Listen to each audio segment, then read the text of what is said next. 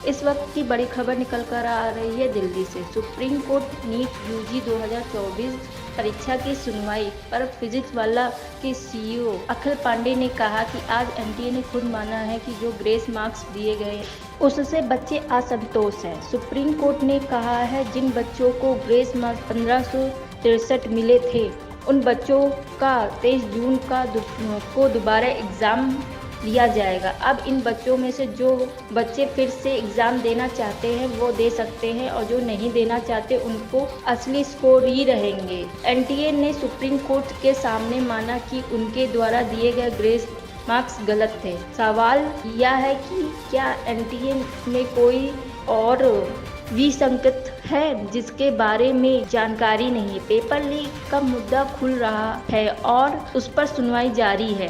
आज एनटीए ने खुद सुप्रीम कोर्ट के सामने माना कि जिन्होंने ग्रेस नंबर दिए थे उससे बच्चों में डिससेटिस्फैक्शन हुआ, बच्चे प्रोटेस्ट किया। कहीं ना कहीं उन्होंने माना कि पहले कभी ऐसा नहीं है, पहली बार किया, तो उन्होंने माना कि इसको हम हटा देते हैं ग्रेस नंबर। और हमारी 7 दिन से लड़ाई चलती थी कि पहली बार आपने कैसे ग्रेस नंबर दे दिए, किस बेसिस पे आपने सोच लिया बिना किसी को इन्फॉर्म किए, और आपने जब रिजल्ट आया तो बताया नहीं।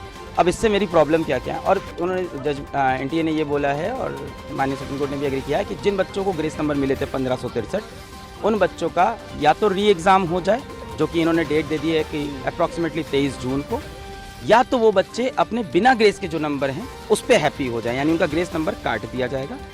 ठीक है, अब री एग्ज़ाम हो उन बच्चों का जो देना चाहते हैं 1563 में से, और जो नहीं चाहते हैं उनका ओरिजिनल स्कोर रहेगा। फिर रैंक पूरी शफल हो, उसके बेसिस पे काउंसलिंग हो। पर इसमें मेरे कुछ पॉइंट्स हैं, 3 पॉइंट्स हैं मेरे। सबसे पहला पॉइंट ये है कि आज एनटीए 7-8 दिन बाद आके माननीय सुप्रीम कोर्ट के सामने खुद एग्री करता है कि ये ग्रेस वाला जो पूरा हमने जो किया है ये गलत है, इसको हटा देते हैं। कहीं ना कहीं एग्री किया। सवाल ये उठता है ग्रेस देके क्या उन्होंने खुद बताया था? नहीं बताया था। जब हमने 719 स्कोर पकड़ा 720 तब बताना। तो क्या एनटीए और भी ऐसे बहुत चीज़ें करता है जो हमें पता नहीं चलती? क्या और डिस्पेरेंसीज है जो एक बार हमें अंदर घुस के देखनी चाहिए?